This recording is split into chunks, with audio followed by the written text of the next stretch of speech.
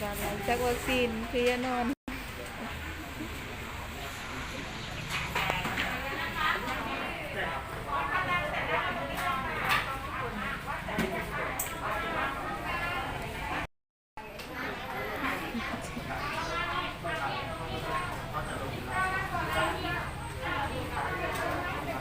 กลับไปทำงานไว้นอนก่อนผมเมา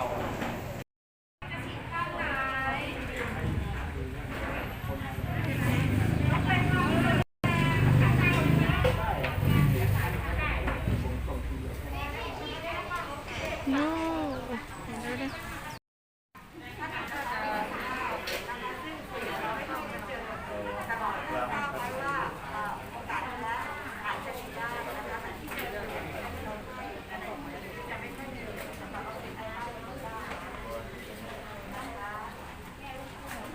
โอเคนะคะ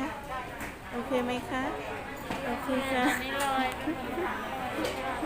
คนหลายคนเริ่มหลายนะ มาหลายแล้ว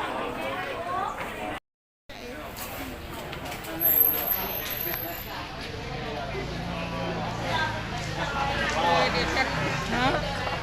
เดี๋ยวที่ประกันของอัดเติมแล้วเลยจิ๊บจิ๊บจิ๊บจิ๊บ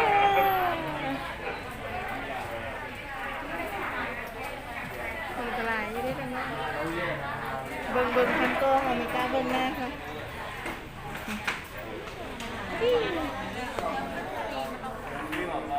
สองคนนี่คนนี้สองคนนะ